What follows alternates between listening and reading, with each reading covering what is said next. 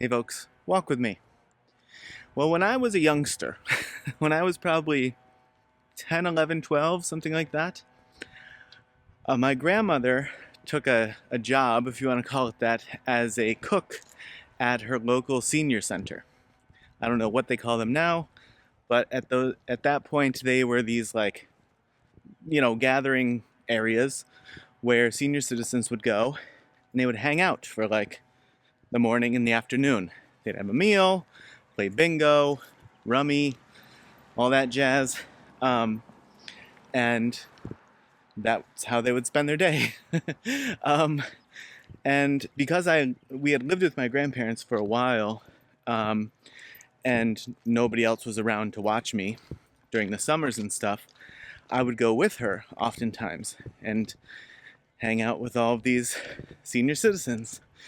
Um, what ultimately I ended up doing was assisting, if you will, the Meals on Wheels person. So they had a person who handled, um, picking up, delivering the Meals on Wheels to folks who needed a meal and who couldn't get out, maybe didn't have family that could support them, whatever it was.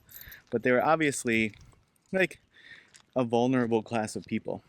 And what strikes me now, I don't know if I recognized it then, but I mean, these people were tremendously happy, obviously, to have the meal, but these folks are so isolated. Again, for whatever reason, these folks had nobody to come help them with these chores or these meals, and were potentially just sort of fundamentally more isolated than some others. And being homebound, right, they couldn't come to the senior center, so they were basically homebound. So unless somebody would come to them or could come to them, they were on their own. It was like them and Maury Povich and Judge Wapner. Just crappy TV shows is what I'm trying to say. And those people were obviously thankful for the meals, but they were so thankful to have somebody come and just say hi to them for a few minutes. Obviously, they knew we couldn't stay with one particular person for an extended period of time. There were other people who needed meals and that we had to get deliveries to, because you have a window of time where you were supposed to deliver the meals.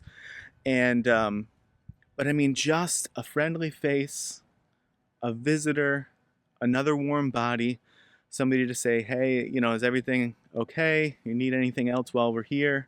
I mean, that means a lot to people who feel probably just alone in the world and isolated, and at a point in life where I don't think anyone wants to feel like that. Not that you ever do, but I mean, the very beginning of life and the very end of life, to feel that way seems extra cruel. And I recently came across some stories about how, because of Doge, the Meals on Wheels program is in, I guess, questionable territory at best. That there's some signaling that the department or whatever agency that oversees it may get dramatic cuts, may lose a bunch of funding, may get shuttered altogether, right? And that they felt that it was putting Meals on Wheels as a program in sort of questionable or uncertain territory. And it just, made me annoyed and angry. Ultimately made me remember this period of time, which I don't think about very often. And it's a really sad statement on priorities currently in the wealthiest nation in the world. However you want to measure that, by some standard, we are, or we're very close, with the richest person in the world making these cuts. I mean, just devastating people in so many different ways. And one thing that maybe I'll do a broader video about, but I don't want to flip this into a different video, is that, first of all, efficiency means different things to different people. Okay, so to just be beholden to what Elon thinks is efficient, first of all, is flawed. Second of all, I don't think that, maybe this is an unpopular opinion, I don't know, but I don't think that you need every institution or agency or in the world to optimize for efficiency, right? And so somebody having the ability to completely shutter agencies based on their individual assessment of efficiency or inefficiency, and thereby deeming things that may be less efficient because they are more caring for people, they're more individualized, right? They don't scale. This isn't a fucking startup. You don't need blitz scaling nonsense for this, okay? And I understand waste and abuse will get caught up in these things, and I understand wanting to curb those. But I think this focus on efficiency is the one that's in the name, right? It's not Department of Government Abuse, Department of Government Fraud, right? It's not what it is. It's efficiency. And I just think that there are certain public services, certain public goods that you don't necessarily want optimized the most for efficiency, because then shit like this happens. And it should be an embarrassment, but guess what? If a Democrat administration was doing it, the Republicans would be all up in arms, right? The party of the family. And when Republicans are doing it, Democrats are up in arms.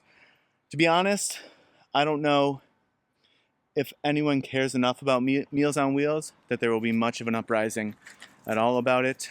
But that's why I thought for the half dozen or so folks who might see this video, I appreciate you all. Don't take that to me, and I don't. But I wish that stuff like this, that nobody else seemingly cares about, but is tremendously reflective of how abysmally askew our priorities are at the moment, and our humanity is at the moment. I wish that more people would raise a voice. What am I trying to say? Raise a voice. Because, yeah, thinking back to just, and also it wasn't common to have a kid along. And these people, if they're isolated from other family members or they don't have other family members, many of them, I'm sure, were at a time in their life where they wish that they had connection with grandchildren or had grandchildren or whatever it is, or just the spirit of a young child, right? Being around for an older person can be invigorating. And it's just so sad to see that this is on the chopping block. And yeah, it's probably a wildly inefficient program. Why should it be? Why should it be? Caring for and nurturing people, helping the vulnerable, there are different priorities than efficiency in those realms. This is not a startup. This is not a venture capital, VC-backed venture. It's not what this is. And it isn't to excuse people who have been stealing from the coffers or diverting things in ways that suit their own needs. That's equally as cruel. But a solution in this manner, with this sort of mentality, I think is tremendously flawed, and there is no counterbalance. Right? There's no counterbalance at all. Health and Human Services, right? You'd think that this would fall in that category. It's both to do with health and it's a service to humans. But would they step in and do anything about it if it's deemed to be inefficient? I doubt it. And who suffers at the end of the day? The already most vulnerable people who are, I don't know, I don't want to say that they're in their last days, but inevitably some of them are, the last years, whatever. And it's just, it should not be happening in a country of these resources. That's all I got to say about it. But interesting to have that memory jogged back. I saw it and I was like, why is this so frustrating to me besides the obvious? And I was like, oh, right. I sort of forgot about that period of life. Because as a preteen, it's not really your, it's not really what you want to be doing. But I had no other choice. So there I was. All right, folks. Well, if you watched along or walked with me this far, I certainly appreciate it. And as always, I will see you in the next video.